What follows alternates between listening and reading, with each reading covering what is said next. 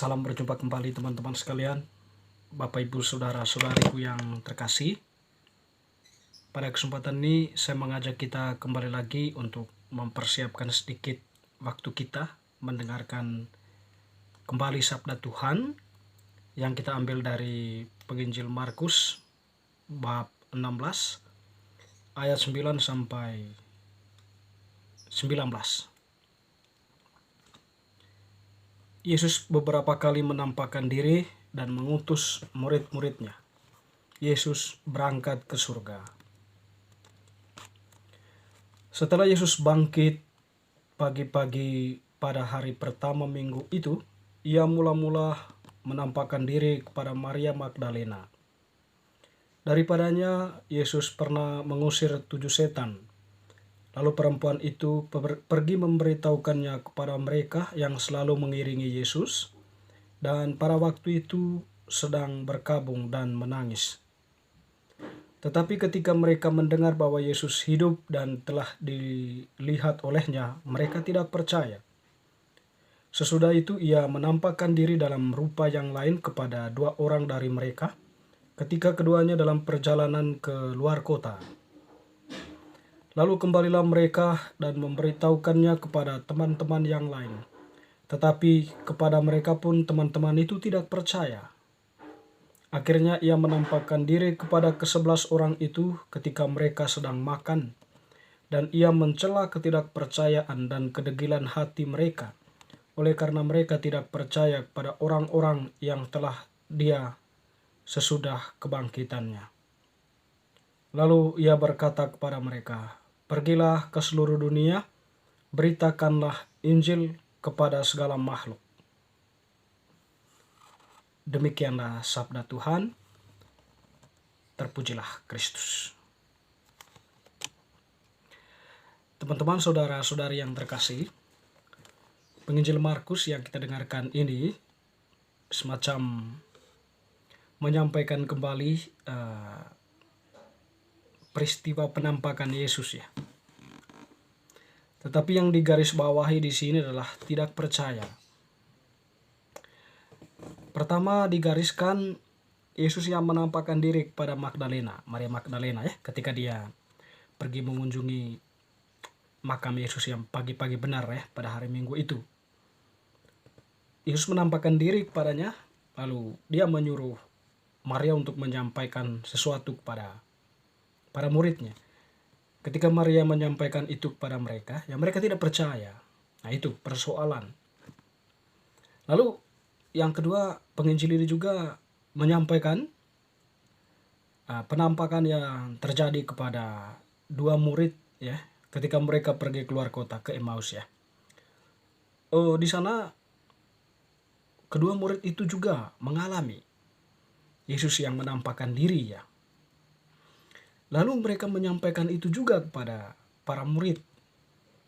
Tapi mereka juga tidak percaya. Dan pada akhirnya Yesus menampakkan diri ke tengah-tengah mereka setelah mereka atau pada saat mereka sedang makan atau saat mereka mengadakan perjamuan. Di situ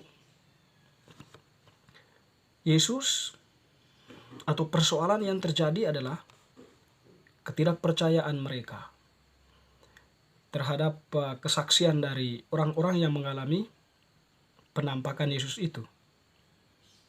Oleh karena itu penampakan yang terjadi di tengah ke-11 murid itu adalah suatu tujuan bagi Yesus untuk mencela ketidakpercayaan dan kedegilan hati mereka. Karena mereka tidak percaya pada orang-orang yang telah melihat dia sesudah kebangkitannya. Maria Magdalena dan murid-murid tadi itu. Jadi Yesus langsung menampakkan diri ke tengah-tengah mereka, ke-11 muridnya.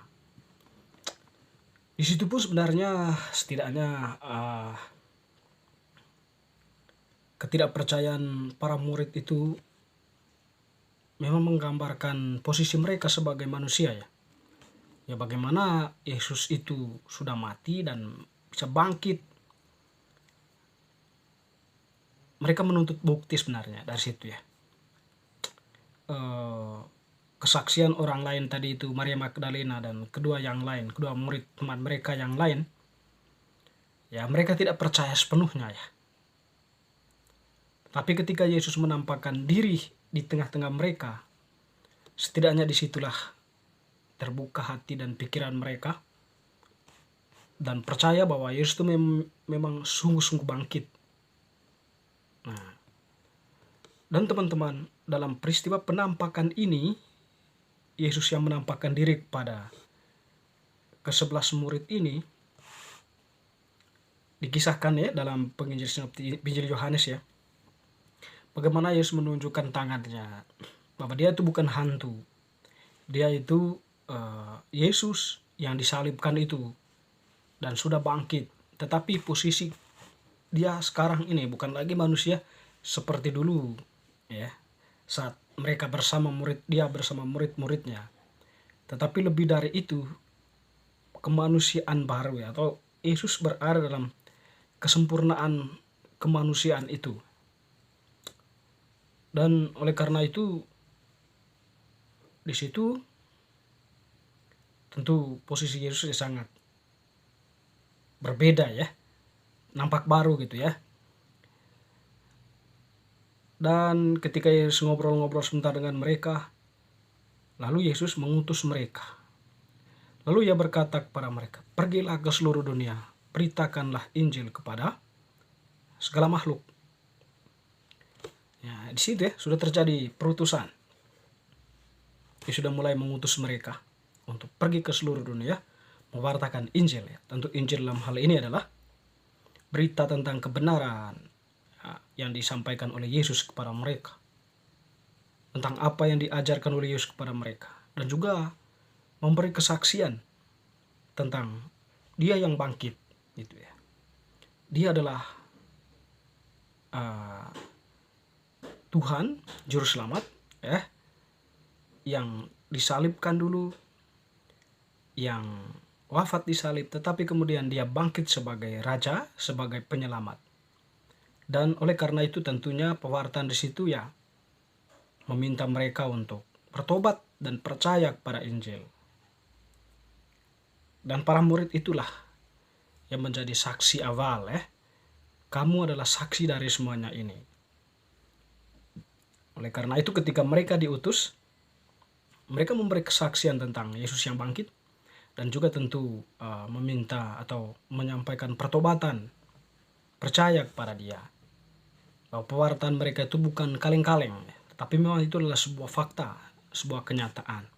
Tetapi sekaligus di sini menegaskan untuk menepis ya isu-isu bohong, isu-isu hoax ya.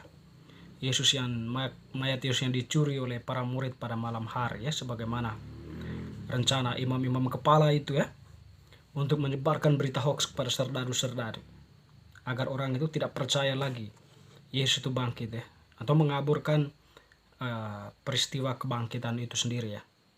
Dan di sini kuncinya sekarang adalah para murid itu. Mereka diutus oleh Yesus untuk menepis semuanya itu. Mereka yang menjadi saksi pertama sekarang nih. Kamu adalah saksi dari semuanya itu, dan harus berani untuk menyampaikan itu. Ya, setelah peristiwa Pentakosta, para murid pergi mewartakan Yesus yang bangkit. Mereka diteguhkan oleh Roh Kudus, dikuatkan, mereka pun berani untuk menyampaikan Tuhan yang bangkit. Karena mereka sungguh-sungguh yakin ya tentang kebangkitan Yesus itu. Teman-teman, saudara-saudari yang terkasih, ya paling tidak pasca untuk kita itu adalah setidaknya kita semakin atau diajak ya untuk semakin teguh dalam keyakinan. Tidak 50-50 tetapi 100%. Iman yang tulus, percaya dengan ketulusan hati. Selain percaya ya tentu kita diutus. Dalam hal ini sebagai murid kita mempunyai tugas masing-masing ya yang diberikan oleh Yesus melalui gerejanya ya kepada kita sebagai umat beriman, yaitu melaksanakan kebenaran pesan-pesan Injil dalam kehidupan nyata kita.